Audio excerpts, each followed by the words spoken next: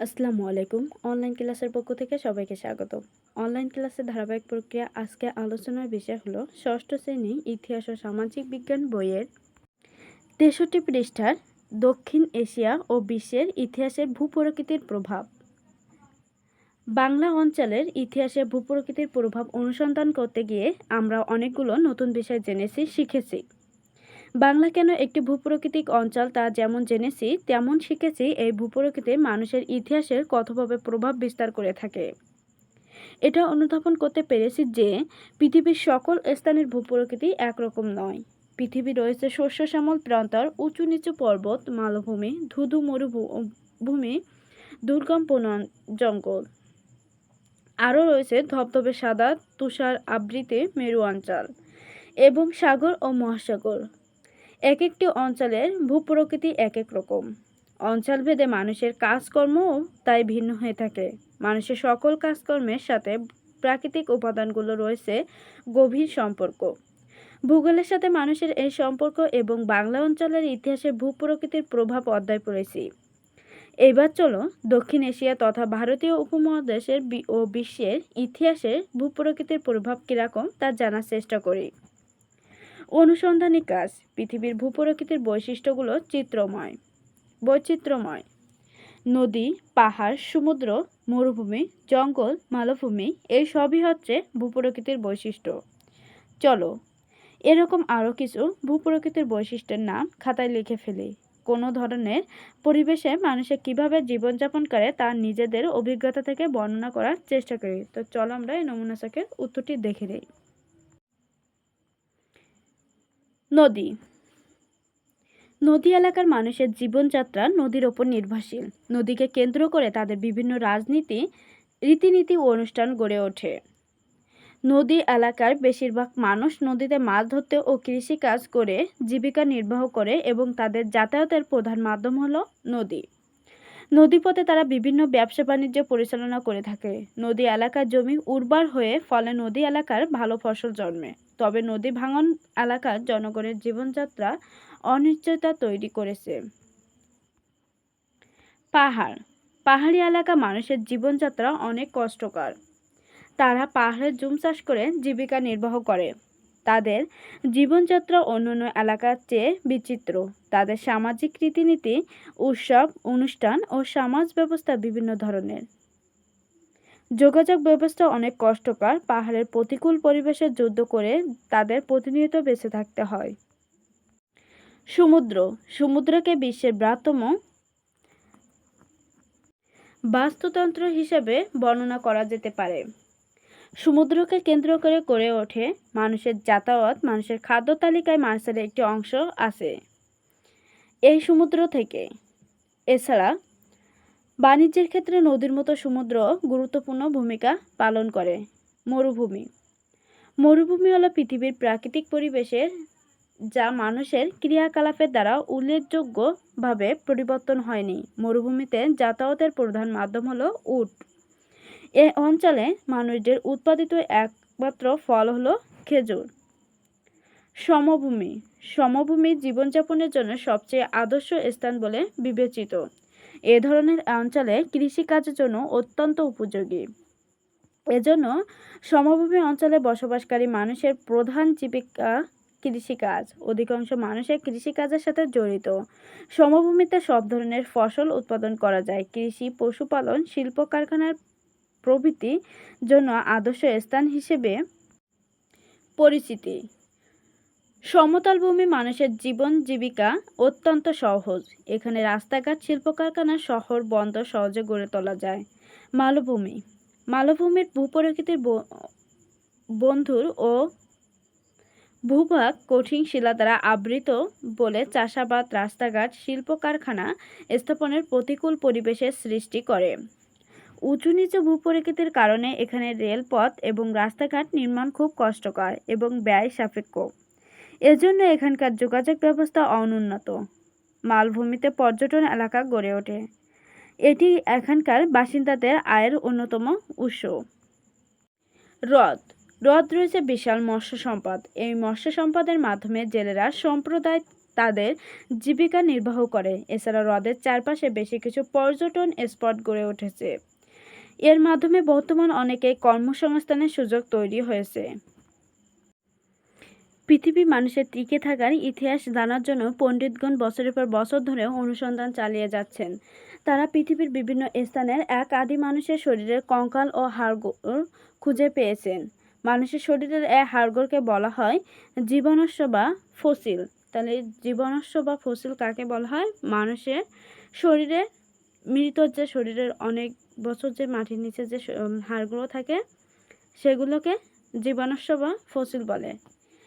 এই নিয়ে যারা কাজ করেন তারা হলেন জীবাশ্ম বিজ্ঞানী। তাহলে জীবাশ্ম বিজ্ঞানী কারা? যারা কঙ্কাল নিয়ে কাজ করেন তাদেরকে জীবাশ্ম বিজ্ঞানী বলা হয়। জীবাশ্ম বিজ্ঞানীদের সঙ্গে ইতিহাসবিদ সহ আরও নানা পেশার পণ্ডিতগণ যুক্ত হন। এইসব উপাদান নিয়ে তারা গবেষণা করেন, গবেষণাগারে পরীক্ষা নিরীক্ষা করেন। এভাবে লক্ষ লক্ষ বছর আগে মানুষের কঙ্কাল ও হাড় বিশ্লেষণ করে তারা মানুষের ইতিহাস জানার চেষ্টা করেন। বিভিন্ন সময় মানুষের কঙ্কাল বা হাড়গুলো মাটির নিচে থেকে গবেষক উদ্ধার করেন। এসব হাড় হাজার হাজার বছর ধরে শক্ত হয়ে যায়। কোনো কোনো সময় অনেক আর্দ্র ও জলবায়ু হাড় ক্ষয় পেতে পেতে বিলুপ্ত হয়ে যায়। পরিবেশের ওপর হাড় টিকে থাকবে কিনা তা নির্ভর করে। এ ধরনের হাড় শরীরে টিকে থাকা অবশেষকে জীবাশ্ম বা ফসিল বলা হয়। মানুষের জীবাশ্মের পাশাপাশি তাদের ব্যবহৃত অনেকগুলো হাতিয়ার পাওয়া যায় পৃথিবীর অনেক স্থানে। হাতিয়ারগুলো থেকে আদি মানুষের জীবনযাপন সম্পর্কে অনেক কিছু জানা যায়। প্রায় ৩৩ লক্ষ বছর আগে সর্বপ্রথম পাথরের হাতিয়ার তৈরি করে মানুষ ছোটোখাটো কাজ করা শেখে। তাহলে কত বছর আগে? প্রায় ৩৩ বছর আগে। তারা একসঙ্গে দলবদ্ধ হয়ে থাকত, গুহায় বসবাস করত, শিকার করত এবং ফলমূল সংগ্রহ করতে পারত। তাহলে তারা একসঙ্গে কী করত?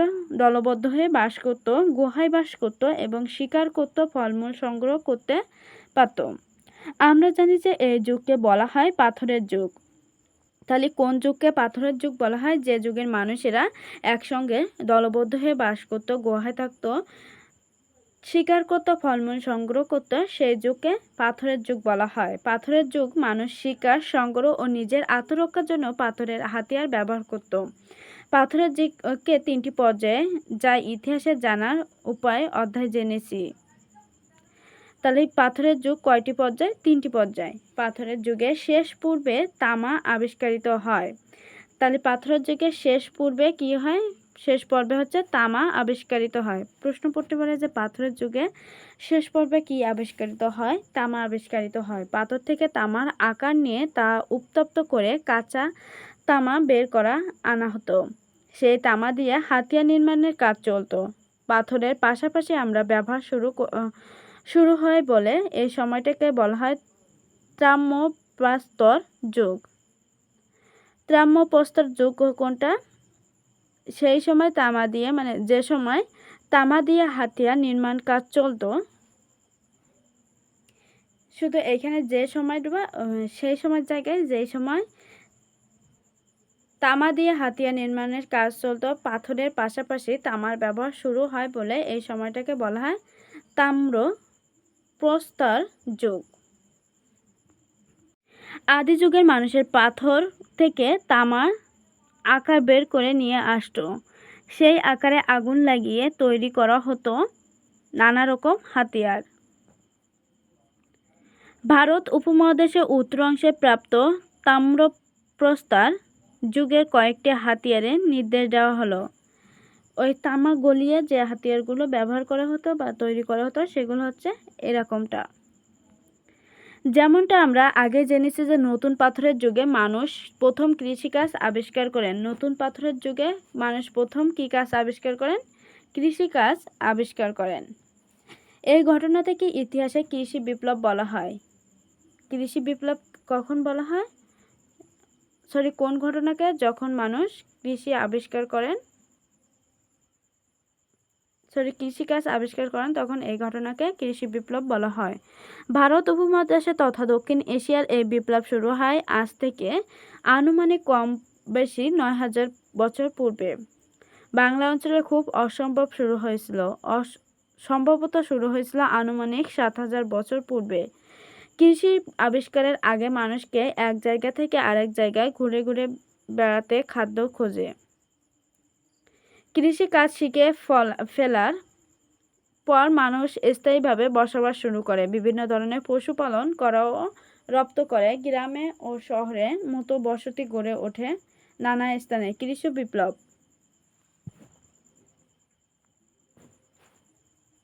মানব সভ্যতার প্রথম বিপ্লব।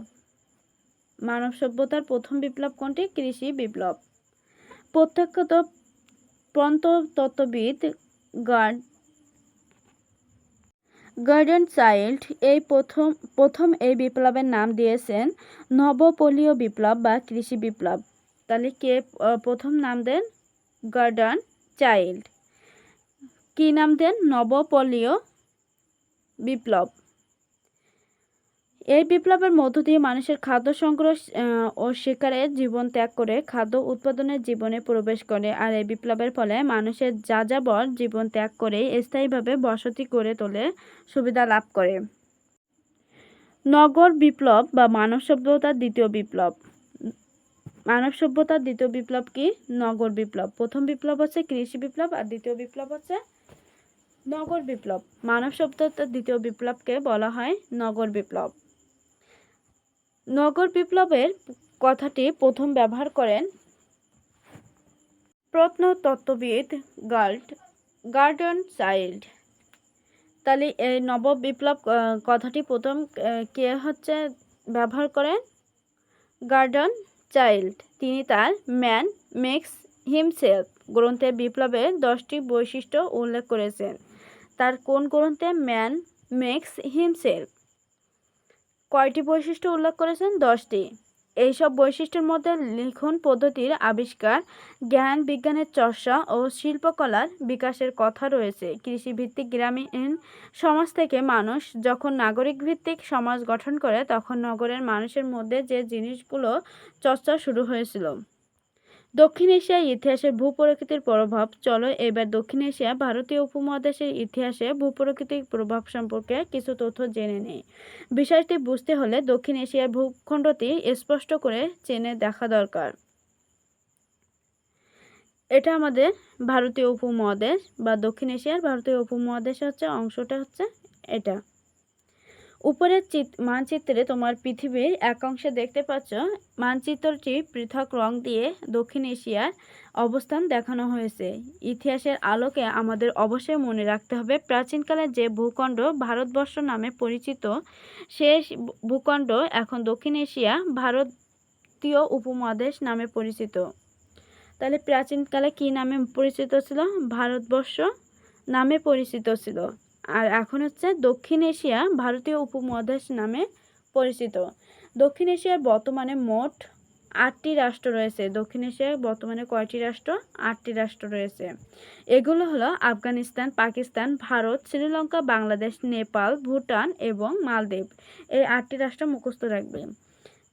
আবারও বলছি, আফগানিস্তান, পাকিস্তান, ভারত, শ্রীলঙ্কা, বাংলাদেশ, নেপাল, ভুটান, মালদ্বীপ। ভৌগোলিকভাবে দক্ষিণ এশিয়া রয়েছে এমন কিছু বৈশিষ্ট্য যার কারণে একে একটি অঞ্চল হিসেবে গণ্য করা হয়। ভৌগোলিক কারণে কি হয়েছে? কিছু বৈশিষ্ট্যর কারণে এজন্যকে এগুলোকে এক একটি অঞ্চল বলা হয়। এই দক্ষিণ এশিয়ার পূর্বের অংশের বাংলা নামে আরও একটি অঞ্চল রয়েছে যার কথা আমরা ইতিমধ্যে জেনেছি। নানা বৈচিত্র্য মানুষের দক্ষিণ এশিয়ার আঞ্চলিক ভূখণ্ডের যুগে যুগে নানা ভাষা ও সংস্কৃতি আর নানান বৈচিত্র্যময় মানুষের প্রবেশ করেছে। নানা বৈচিত্র্য মানুষের পাশাপাশি অবস্থান নানা প্রতিকূলতার মধ্যে টিকে থাকার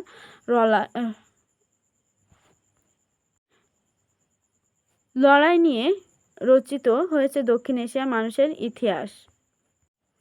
দক্ষিণ এশিয়া তথা ভারতবর্ষের বিভিন্ন অংশে যেসব ভাষাগোষ্ঠী মানুষেরা বসতি স্থাপন করেছিল তার মধ্যে প্রথমে বলতে হয় দ্রাবিড় বা অস্ট্রিক ভাষাগোষ্ঠীর মানুষদের নাম। তাহলে প্রথমে কারা হচ্ছে বসবাস করত? দ্রাবিড় বা অস্ট্রিক জনগোষ্ঠী। এটা মনে রাখবে। এরপর একে অপরের তিব্বত চৈনিক আর্য ভাষাগোষ্ঠীভুক্ত মানুষের বসতি স্থাপন করেছে। মূলত খাদ্য, বাসস্থান ও নিরাপত্তা সন্ধানের নানা বৈচিত্র্য ভাষাগোষ্ঠী মানুষ এক স্থান হতে অন্য স্থানে যাতায়াত করত।